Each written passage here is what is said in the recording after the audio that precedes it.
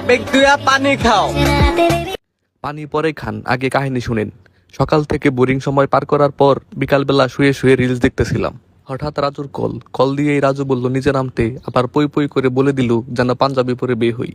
আমি নিচে নামতে নামতেই রাজু তার পঙ্খিরাজ বাইকটি নিয়ে এলো আমাদের জননেতা আব্দুল মান্নান হলের নিচে। কিন্তু রাজু একা আসেনি, সে সাথে করে নিয়ে এসেছে বিশিষ্ট ব্যবসায়ী, founding chairman and owner of Sherong Syed Ashrafuddin Antar ভাইকে। অন্তর ভাই বলল চলো কোথাও ঘুরতে যাই। তারপর এদিক সেদিক নানান জায়গায় যাওয়ার কথা বলে শেষ পর্যন্ত ফিক্সড হইল করটিয়া জমিদার বাড়ি আর সরকারি সাদত কলেজ দেখতে যাব। সরকারি সাদত কলেজের মেন গেট দিয়ে ঢুকতেই বাম পাশে ছিল একটা লম্বা পুকুর আর ডান পাশে ছিল তাদের সুন্দর শহীদ মিনারটি। অনেক পুরনো কয়েকটি গাছও ছিল কলেজের ভিতরে, ছিল বড় একটি মাঠ আর মাঠের কিনারা দিয়ে ছিল লম্বা নারিকেল গাছের সারি। জমিদার আমলের বেশ কয়েকটি পুরনো বিল্ডিংও ছিল এই কলেজের ভিতরে। কলেজের একদম ভিতরের সাইডে গিয়ে রাজু তার পঙ্খিরাজ বাইকটি থামালো। যেহেতু সূর্য অস্ত যাইতেছিল তাই সবাই একটু তাড়াহুড়ার মধ্যেই ছিলাম। এই তাড়াহুড়ার মধ্যেই সবাই একটু মাঞ্জা মেরে নিতেছিল ছবি তোলার জন্য।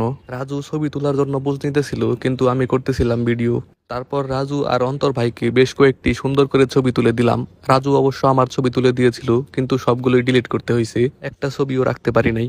আমাদের পাশ দিয়েই যাচ্ছিলেন রাজুর বয়সী একজন মুরব্বী। এটা ছিল সরকারি সাদত কলেজের বাস। প্রত্যেকটা ইউনিভার্সিটি কলেজের স্টুডেন্টদের কাছে তাদের এক একটা বাস এক একটা ইমোশন। আমরা চলছিলাম মাঠের অপোজিট পাশ দিয়ে। মাঠের অপোজিট পাশেই ছিল সরকারি সাদত কলেজ জামে মসজিদ। মসজিদ পার হয়ে আমরা অন্য একটি গেট দিয়ে বের হইতে চাইছিলাম। যাওয়ার পর দেখি গেটটি তালা দিয়ে বন্ধ করা। তারপর আমাদেরকে আবার ঘুরে সরকারি সাদত কলেজের মেন গেট দিয়েই বের হইতে হয়েছে।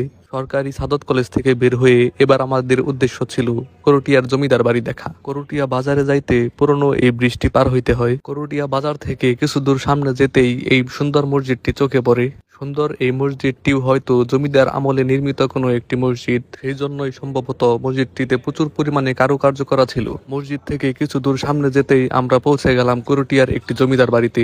কিন্তু সেইখানে বহিরাগতদের প্রবেশ ছিল নিষিদ্ধ। ভেতর থেকে একজন বলে উঠল কুরবানির ঈদের পর উন্মুক্ত করে দেওয়া হবে, তখন আইসেন। এরপর আশরাফ অন্তর ভাই সেটিং দিল এই বলে যে আমরা সেই সুদূর চট্টগ্রাম থেকে এসেছি শুধু আপনাদের এই জমিদার বাড়ি দেখতে। আশরাফ অন্তর ভাইয়ের সেটিং এ কাজ হয়েছিল ঠিকই, কিন্তু আমাদেরকে বেশি ভিতরে যাইতে দিছিল না।